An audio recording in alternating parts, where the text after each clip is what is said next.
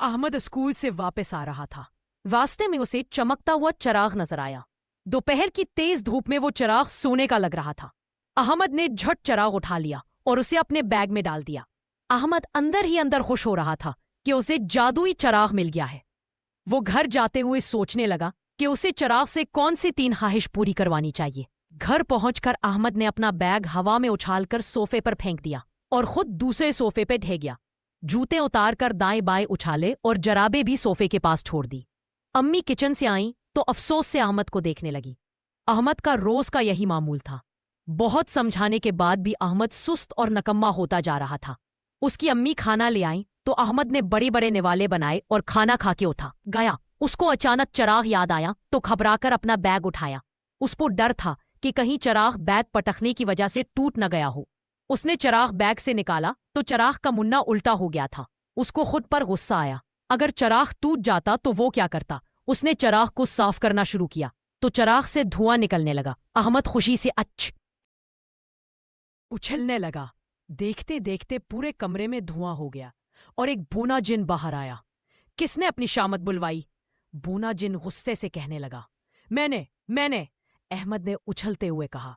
बूने जिन ने गौर से अहमद को देखा और कहा, क्या नाम है तुम्हारा? क्या शरारत करते हो? अहमद नाम है, मगर जल्दी से मेरी ख्वाहिश पूरी कर दो। अहमद ने कहा, ख्वाहिश तो अच्छे बच्चों की पूरी होती है और मैं अलाबीन का चिराग नहीं हूं, बल्कि बुरे लोगों की शामत का चिराग हूं और सिर्फ तुम ही को नजर आऊंगा। जिन की बात सुन के अहमद को खौफ आने लगा। नहीं, मैं बुरा नहीं हूं, तुम वापस चले जाओ। अहमद ने चिराग उठाते हुए कहा, हाँ, ऐसे नहीं बच्चा। पहले मैं 3 दिन तुम्हारे पास रहूंगा। अगर तुम अच्छे साबित हुए तो वापस चला जाऊंगा और अगर बुरे निकले तो सख्त सजा दूंगा। जिन ने कहा, कैसी सजा? अहमद ने घबराते हुए पूछा, सजा के तौर पर मैं तुम्हें उस चिराग में बंद कर दूंगा और खुद आजाद होकर तुम्हारे रूप में तुम्हारे में घर रहूंगा। ये सुनते ही अहमद रोने लगा। वो तो सच में बहुत बदतमीज था, सुस्त था। इसकी उस आदत की वजह से उसके अम्मी अब्बू, दोस्त, असातिज़ा अब परेशान थे। उसे याद आया कि उसने कैसे आकर अपना बस्ता फेंका था। अहमद भागते हुए बाहर गया, जुराबे उठा के जूतों में डाली और मन धोकर यूनिफॉर्म उतारकर अलमारी में रखा। उसे ये सब करने में ज्यादा देर भी नहीं लगी। शाम में अहमद खेलने जाने लगा। अचानक उसकी नजर बोने जिन पर पड़ी, जो उसकी आज की डायरी खोलने वाला था। डायरी में उसका काम नामुकम्मल होने का नोटिस था। अहमद ने भागते हुए जिन से अपनी कॉपी ली और अपना होमवर्क मुकम्मल करने लगा। उसने जल्दी जल्दी अपना काम किया और फिर खुशी खुशी खेलने के लिए बाहर चला गया।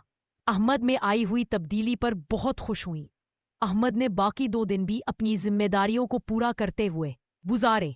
आखिरी रात अहमद बहुत डरा हुआ था कि खुदा जाने जिन क्या फैसला करे। रात के 9 बज रहे थे। सब रात के खाने के लिए बैठे थे कि दरवाजे की सब ने खाना रोक दिया। अहमद के अब्बू के कोई पुराने दोस्त घर आए थे, जो साथ में अपने बच्चे को भी लाए थे। बच्चे को देखकर अचानक अहमद का डर बढ़ गया। सिर्फ अहमद को वो बच्चा बूने जिन के रूप में नजर आ रहा था, जो उनके साथ उनका बेटा बन के आया था। अहमद और वो साथ बैठ गए। सब खाना खाने के बाद बातें कर रहे थे। अचानक अब्बू के दोस्त ने कहा, अहमद की शरारतें कम हुई या अब भी सुस्त और कामचोर है? अहमद को खौफ से पसीने आने लगे कि जरूर अब उसके अब्बू उसकी बातें बता देंगे और जिन उसको बंद कर देगा। मेरा बेटा तो बहुत अच्छा हो गया है, अपने सारे काम वक्त पर करता है, सलीके से अपनी किताबें और चीजें रखता है, और शरारत तो हर बच्चा करता। बस अल्लाह का शुक्र है कि अहमद छोटी छोटी चीजों का खुद ही ख्याल रखता है। अम्मी ने बताते हुए अहमद को गले लगा लिया। अहमद को भी एहसास हुआ कि अपनी चीजों का ख्याल रखना, अपनी हर चीज में लापरवाही ना करना कितना अच्छा है। छोटे छोटे काम करने से भी इसका वक्त नहीं होता था और अब तो वो अपने अम्मी अब्बू का अच्छा बच्चा बन चुका था। अहमद ने दिल में पक्का अहद किया कि वो कभी किसी को शिकायत का मौका नहीं देगा।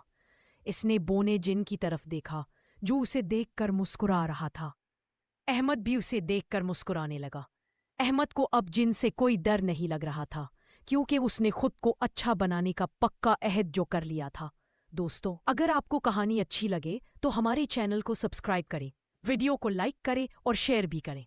और आप भी बताएं कि आपको किस तरह की कहानियां देखना पसंद है। शुक्रिया।